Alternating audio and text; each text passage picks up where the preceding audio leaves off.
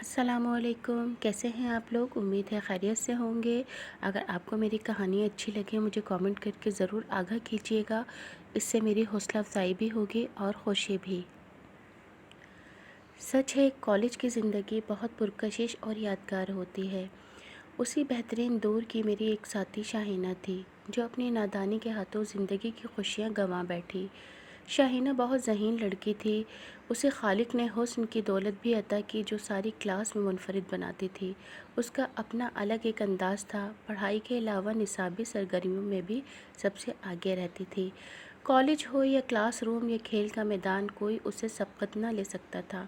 میں اپنے اس دوست پر فخر کیا کرتی تھی۔ بزرگوں کا یہ کہنا بالکل درست ہے کہ انسان کی حیات نصیب کے تابع ہوتی ہے، حسن و دانائی کے نہیں۔ شاہینہ کی زندگی اس کہاوت کی جیتی جاگتی مثال ہو گئی۔ اس کے پاس کسی شے کی کمی نہ تھی۔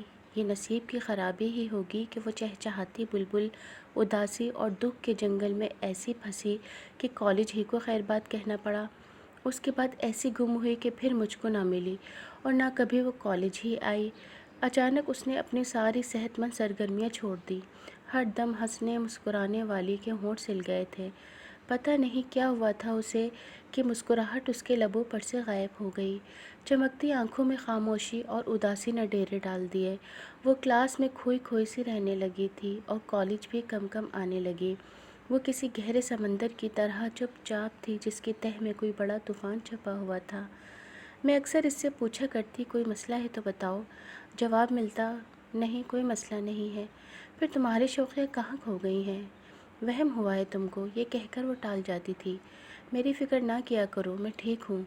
ابھی میں اسی الجھن میں تھی کہ اس کو کیا ہوا ہے کہ اچانک اس نے کالج چھوڑ دیا۔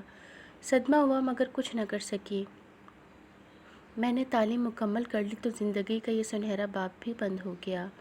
میری شادی ہو گئی، شوہر کے گھر راولپنڈی سے اسلام آباد آ گئی۔ ایک نئی زندگی کا آغاز ہوا۔ پرانی یادیں پس منظر میں چلی گئیں۔ سارے واقعات دل کی کتاب میں محفوظ ہو کر بند ہو گئے۔ ایک روز میں چیک اپ کے لیے ہاسپٹل گئی تو نرس کو دیکھ کر حیرت زدہ رہ گئی۔ یہ میری پیاری دوست شاہینہ تھی۔ تم اور یہاں؟ میں نے پوچھا۔ تم کو تو ڈاکٹر بننا تھا نا، نرس کیسے بن گئی؟ کہنے لگی، میں ڈیوٹی پر ہوں، یہاں تمہارے سوالات کے جوابات نہیں دے سکتی، کبھی باہر ملو گی تو بتا دوں گی۔ میں نے اس کو اپنا ایڈریس بتایا۔ کچھ دنوں بعد وہ مجھ سے ملنے آئی۔ گزرے دنوں سے شناسائی کا سفر منٹوں میں طے کر لیا۔ باتوں باتوں میں نے اس کی حالیہ زندگی کے بارے میں پوچھا تو وہ افسردہ ہو گئی۔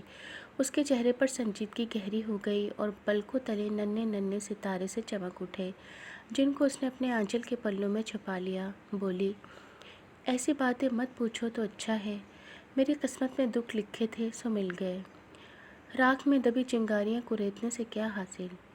کیوں نہ پوچھوں، دوست ہو تم میری۔ تم تو ایسی غائب ہوئی کہ میں بس ڈھونڈتی ہی رہ گئی۔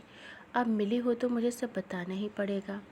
کہنے لگی، سارا، مانو کہ ہر دور میں انسان طالب علم ہی رہتا ہے۔ وہ وقت کے ہاتھوں بہت کچھ سیکھتا ہے، سیکھتا ہی رہتا ہے۔ میں جو کل تھی آج نہیں ہوں اور جو آج ہوں وہ کل نہ رہوں گی۔ میں نے سوچا، جو چاہا سب کچھ اس کے برعکس ہو گیا۔ اب تو صبر بھی آ گیا ہے۔ اپنی خوشیوں کے لاشے کو مدت ہو گئی دفن کرنے کے بعد، میں نے نہ جانے کب سے بند باندھ رکھے تھے سو ٹوٹ گئے۔ اپنی خوشیوں کے لاشے کو مدت ہو گئی دفن کرنے کے بعد، اس نے نہ جانے کب سے بند باندھ رکھے تھے سو ٹوٹ گئے۔ میں نے اسے رونے دیا۔ سوچا کہ یہ ہمدردی بھی بڑی چیز ہے جو پتھر جیسے انسان کو بھی پانی کر دیتی ہے۔ کچھ دیر بعد جب اس کا غبار غم گھٹا کی صورت میں برس کر صاف ہو گیا تو اس نے بتایا، جانتی ہو نا کہ کالج کے شروع دنوں میں میری زندگی کتنی پرسکون تھی۔ تمہارا ساتھ تھا اور بے فکری تھی۔ وقت مزے سے گزر رہا تھا کہ انہی دنوں میری ملاقات شہریار سے ہو گئی اور میرے سکون کا خاتمہ ہو گیا۔ وہ ہمارے محلے میں نیا نیا رہائش پذیر ہوا تھا۔ اس وقت میں کالج جاتی، اسی وقت پر وہ بھی دفتر جانے کو اپنے گھر سے نکلتا تھا۔ اکثر ایک ہی بس میں سوار ہوتے۔ اس کا دفتر ہمارے کالج سے تھوڑا سا آگے تھا۔ رفتہ رفتہ میں اس کی ہم سفری کی عادی ہو گئی۔ مجھ کو اس کے ساتھ چند ساعتوں کا یہ سفر بہت اچھا لگتا تھا۔ شروع میں ہم ایک دوسرے سے بات نہ کرتے، رفتہ رفتہ ایک آدھ جملے میں بات کر لیتے۔ مجھے سیٹ نہ ملتی، وہ اپنی جگہ مجھے دے دیتا، خود کھڑا رہتا اور میں اس کے نشست پر بیٹھ کر سفر کرتی۔ بس یہی اس کی رواداری وبال بن گئی۔ مجھ کو احساس تک نہ ہوا کہ کس فریب میں پھنستی جا رہی ہوں۔ وہ خوبرو انسان مخلص بھی تھا۔ ہمارے درمیان لاشعوری طور پر انسیت ہوئی اور پھر نوبت یہاں تک پہنچی کہ ہم ایک دوسرے کو دیکھے بغیر نہیں رہ سکتے تھے۔ وہ ٹریننگ کو چند ہفتے کے لیے دوسرے شہر چلا گیا۔ اس کے اس طرح غائب ہو جانے سے میں وسوسوں کا شکار ہو کر بیمار پڑ گئی۔ ان دنوں کالج میں بھی پریشان رہتی تھی۔ میں اس کی جدائی میں پریشان تھی۔ وہ واپس آیا تو اس کے چہرے پر بھی رونق نہ تھی۔ ایک دوسرے کو دیکھا تو ہمارے چہروں کی رونقیں لوٹ آئیں۔ ہمارا خون جدائی کے عذاب نے چوس لیا تھا۔ ہمارا تعلق 1.5 سال رہا، مگر اس امر کی کسی کو کانو کان خبر نہ ہونے دی۔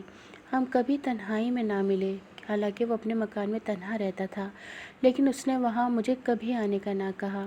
جب ملنا ہوتا ہم کسی پارک یا مارکیٹ میں ملتے، جہاں ارد گرد لوگ ہوتے تھے۔ اس کی یہی بات میرے لیے باعزت اور اس کے بلند کردار ہونے کی دلیل تھی۔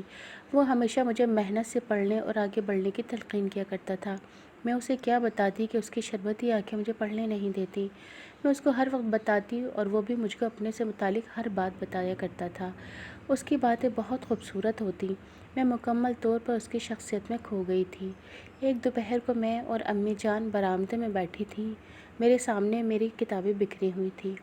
انہی کتابوں میں سے ایک میں نے شہریار کی تصویر چھپا رکھی تھی۔ میں پڑھنے میں مگن تھی کہ امی نے وہی کتاب اٹھا لی۔ تصویر اوراق میں سے فرش پر جا گری۔ امی نے تصویر دیکھ کر پوچھا، کس کی ہے؟ میں نے کہہ دیا، مجھے نہیں معلوم کون ہے، کالج سے آتے ہوئے رستے میں پڑی تھی۔ میں نے اٹھا کر کتاب میں رکھ لی۔ ایسے ہی کسی کی تصویر کتاب میں رکھ لی؟ امی نے مجھے گھورا اور تصویر پھاڑ کر پھینک دی۔ اس روز تو والدہ نے مجھ کو مزید کچھ نہ کہا، لیکن قدرت کو میرے راز کی پردہ پوشی منظور نہ تھی کہ ایک روز جبکہ میں کالج سے لوٹی ہی تھی کہ امی نے شہریار کے 4-5 فوٹو میرے سامنے لا کر پٹکیں اور کہا کہ یہ سب بھی تم کو گلی میں پڑی ملی تھی، ان کو الماری کے سیف میں رکھنے کی کیا ضرورت تھی؟ یاد آیا کہ صبح جلدی میں اپنی چابی الماری میں لگا کر نکالنا بھول گئی تھی۔ تبھی انہوں نے اس میں لگی سیف کھول کر دیکھی اور یہ تصویریں اٹھا لیں۔ ساتھ کچھ شہریار کے ہاتھ سے لکھے پرچے بھی تھے۔ وہ بولی، شک تو مجھے اسی روز پڑ گیا تھا، اب یقین بھی ہو گیا ہے کہ تم کے راستے پر چل پڑی ہو۔ تم کو شرم نہیں آتی؟ کالج پڑھنے جاتی ہو یا ہماری عزت کو مٹی میں ملانے؟ سچ سچ بتاؤ کہ یہ شہریار کون ہے؟ کیا بتاتی؟ لہو میری رگوں میں منجمد ہو گیا تھا۔ اس روز پہلی بار انہوں نے مجھے مارا اور کہا کہ تمہارے باپ کو آ لینے دو، سب بتاتی ہوں انہیں تاکہ وہ تیرا بہت جلد فیصلہ کر دیں۔ ماں بہرحال ماں ہوتی ہے۔ انہوں نے والد کو بتانے کی دھمکی تو دی مگر بتایا نہیں۔ میں اب شہریار کو بتا دینا چاہتی تھی کہ امی جان کو سب معلوم ہو گیا ہے، مگر ماں نے تو مجھ کو کالج جانے سے ہی روک لیا تھا۔ چند دن گھر میں ماہی بتاب کی طرح تڑپتی رہی۔ بالآخر ایک روز موقع مل گیا۔ امی خالہ کی فوتگی میں گئی ہوئی تھی۔ میں گھر سے نکلی اور ایک دکان سے شہریار کو اس کے آفس میں فون کیا۔ سچ شکر کہ فون اسی نے اٹھایا۔ میں نے کہا، ملنا چاہتی ہوں، ضروری بات بتانی ہے۔ کہنے لگا، تم نزدیکی ریسٹورانٹ میں آ جاؤ، میں بھی وہاں آ جاتا ہوں۔ اس نے دفتر سے اٹھنے میں توقف نہ کیا اور 15 منٹ میں وہاں پہنچ گیا۔ جب میں ریسٹورانٹ کے سامنے پہنچی، وہ باہر کھڑا میرا انتظار کر رہا تھا۔ ہم اندر جا کر بیٹھ گئے۔ اس نے چائے کا آرڈر دیا۔ میں نے اس کو ساری رام کہانی کہہ سنائی۔ بولا، ڈر کس بات کا ہے؟ میرے ہوتے تمہارا کوئی کچھ نہیں بگاڑ سکتا۔ میری ترقی ہو گئی ہے، گاڑی بھی آفس کی طرف سے مل گئی ہے، امی ابو کو اپنے پاس بلوا رہا ہوں، وہ آ کر تمہارے والدین سے رشتے کی بات کر لیں گے اور پھر جو ہوگی دیکھی جائے گی۔ غرض اس نے مجھے تسلی دی تو دل کو کچھ قرار آ گیا۔ میں اس کے ساتھ گھر کے نزدیکی ریسٹورانٹ میں پہلی دفعہ گئی تھی اور بدقسمتی سے محلے کے 2 آدمیوں نے ہم کو وہاں ساتھ بیٹھے اور چائے پیتے دیکھ لیا۔ انہوں نے میرے والد کو یہ بات بتا دی۔ ان کو بہت برا لگا۔ وہ آگ بگولا ہو گئے اور گھر آ کر مجھ پر بہت غصہ کیا۔ ماں نے ان سے کہا، تم ایک بار لڑکے سے مل تو لو، اگر شریف گھرانہ ہے اور اچھی نوکری ہے تو کر دو اس سے بیٹی کی شادی۔ کیا کوئی ہر آئے گئے سے کر دیتا ہوگا بیٹی کی شادی؟ اس کی شرافت تو اسی بات سے ثابت ہے کہ محلے دار ہو کر کسی کی بیٹی کو لیے ریستورانوں میں پھرتا ہے۔ تم ایسے کے ساتھ شادی کا کہتی ہو؟ مجھ کو نظر آیا تو شوٹ کر دوں گا۔ مجھ پر پابندی اور بڑھ گئی۔ اب تو گھر سے نکلنا بھی محال ہوا۔ محلے میں بات نکل گئی، لوگ طرح طرح کی باتیں کرنے لگے۔ ماں باپ کی نظروں سے گر جانے کی ذلت ایک طرف، جبکہ لوگوں کی طرح طرح کی باتیں کربناک اور جان لیوا تھی۔ محلے کے انہی 2 نوجوانوں نے شہریار کی بھی خبر لی۔ ایک روز اس کو چوک میں جا لیا اور کہا، بھائی ہیرو، کیسا چل رہا ہے تمہارا رومانس خواجہ صاحب کی لڑکی کے ساتھ؟ لگتا ہے یہاں نوکری کرنے نہیں آئے، عشق کرنے آئے ہو۔ یہ جملہ بازی سن کر شہریار کو بہت غصہ آیا۔ وہ ان لوگوں سے جا کر بھڑ گیا۔ لڑائی جھگڑا ہوا جس میں میرا نام بھی لوگوں نے برملا لیا۔ غرض رسوائی ہونی تھی سو ہو گئی۔ ایک روز اپنی ملازمہ کو ہمارے گھر بھیجا۔ یہ ملازمہ بھی ہماری بھی رہ چکی تھی۔ راحت نام تھا اس عورت کا، جس نے گھر آ کر چپکے سے مجھے شہریار کا خط دیا۔ میں نے کمرے میں جا کر پڑھا، کسی صورت ملو اور جواب پرچے پر لکھ کر راحت کو دے دو۔ میں نے 2 سطریں جلدی سے لکھی، اس سے پہلے کہ اماں کچن سے باہر آتی جا کر راحت کو پرچی تھما دی۔ اگلے روز شہریار کے والدین امی ابو سے ملنے آئے اور رشتے کی بات کی۔ وہ نہ مانے، بلکہ والد صاحب نے سیدھا منہ بات تک نہ کی۔ امی سے کہا، ان سے کہہ دو یہ دوبارہ یہاں نہ آئیں۔ وہ بے عزت ہو کر چلے گئے۔ میں راحت کی پیغام رسانی کی بدولت ایک روز موقع پا کر شہریار سے ملی۔ اس نے کہا، سیدھے طریقے سے تو تمہارا رشتہ ملنے والا نہیں ہے۔ میں تو شریفانہ طریقے سے تم کو شادی کر کے لے جانا چاہتا تھا، لیکن اب مرد ہونے کے ناطے میرا یہی فیصلہ ہے کہ تم ہمت سے کام لو اور ہم عدالت سے شادی کر لیتے ہیں۔ کیا تم یہ قربانی دے سکتی ہو؟ میں اپنا سب کچھ چھوڑنے کے لیے تیار ہوں، ماں باپ، بہن بھائی، گھر بار۔ کیا تم ایسا کر سکتی ہو؟ نہیں شہریار، میں ایسا نہیں کر سکتی۔ مر تو سکتی ہوں مگر ماں باپ کی عزت کو داؤ پر نہیں لگا سکتی۔ وہ خاموش ہو گیا۔ اس نے مجھے بے وفائی کا طعنہ بھی نہ دیا، بلکہ کہا، ٹھیک ہے تو پھر مجھے بھول جاؤ۔ آج کے بعد ہم کبھی نہیں ملیں گے، کیونکہ شادی نہیں کر سکتے اور یوں ہی ملتے رہے تو رسوائی ہوگی اور پھر تباہی بھی ہوگی۔ لہٰذا مجھے بھول جانا بہتر ہے۔ میں بھی تم کو بھلانے کی کوشش کروں گا۔ اس کے بعد اس نے اپنا تبادلہ کروا لیا اور وہ ہمارے شہر سے ہی چلا گیا۔ میں گھر میں قید ہو گئی۔ وہ میرے بدن میں لہو کی طرح بہتا تھا۔ جب وہی نہ رہا، میں بھی نہ رہی۔ جدائی کا گھن مجھے اندر اندر کھانے لگا اور میں ہڈیوں کا ڈھانچہ رہ گئی۔ محلے میں رسوا ہو چکی تھی، اچھا رشتہ اب کہاں سے آتا؟ ادھر والدین میری حالت دیکھ رہے تھے کہ میں گھلتی جا رہی تھی۔ انہوں نے سوچا میری شادی کر دینی چاہیے، شاید اس طرح میں ٹھیک ہو جاؤں گی۔ لہٰذا میرے ماموں کو بلوایا اور کہا کہ تم ہماری شبو کا رشتہ لے لو۔ وہ بولے، جب میں نے منت کی، آپ لوگوں نے میرے چھوٹے بیٹے کو رشتہ نہ دیا، اب جب اس کی شادی کر دی تو بلا کر رشتہ دے رہے ہیں۔ میں چھوٹے کی بات نہیں کر رہا، تمہارے بڑے لڑکے ریاض کی بات کر رہا ہوں۔ اس کی بیوی کو مرے بھی 8 سال گزر چکے ہیں۔ اس کا دوبارہ سے گھر بساؤ۔ ہاں، اس بابت میں ریاض سے بات کرتا ہوں۔ شبو اپنی بچی ہے، اس کے بچوں کو بھی ماں کا پیار دے گی۔ البتہ ریاض اور شبو میں عمروں کا فرق ہے، اس بارے میں سوچ لو۔ سوچ لیا ہے، ابو نے کہا، اتنا فرق نہیں ہے، 12-15 سال کا فرق چلتا ہے۔ اس طرح انہوں نے جلدی میں میری شادی ریاض سے کرا دی۔ انہوں نے میری قربانی کا صلہ ادھیڑ عمر ریاض کی شکل میں دیا۔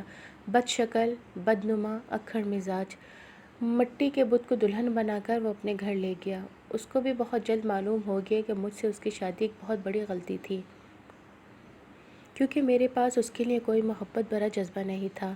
شوہر کے گھر روپے پیسے کی کمی نہ تھی۔ ریاض ابو ظہبی میں کما رہا تھا، مگر سکوں کی جھنکار میرے دکھ کو کم نہ کر سکی۔ میں اپنی سسرال میں صرف 15 دن رہی۔ ریاض واپس ملازمت پر ابو ظہبی چلا گیا۔ اس کے ساتھ میرے لیے کسی سزا سے کم نہ تھا۔ اس کے جانے کے بعد میں اور زیادہ بیمار پڑ گئی تو ساس سسر مجھے میکے لے آئے اور والدین کے گھر چھوڑ کر چلے گئے۔ کہا، یہ ٹھیک ہو جائے تو لے جائیں گے۔ میرا مرض اب ٹھیک ہونے والا نہ تھا۔ ریاض نے مجھے کئی بار ابو ظہبی بلوانا چاہا، مگر میں نہ گئی۔ اس نے سال بھر خرچہ بھیجا، پھر خرچہ بھیجنا بھی بند کر دیا اور مجھ سے کوئی ناطہ نہ رکھا۔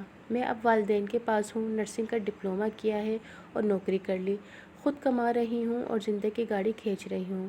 مجھے اس کی داستان غم سن کر دکھ ہوا۔ وہ تھوڑی دیر بعد چلی گئی اور میں سوچتی رہ گئی کہ شاہینہ صحیح تھی یا اس کے والدین نے صحیح فیصلہ کیا۔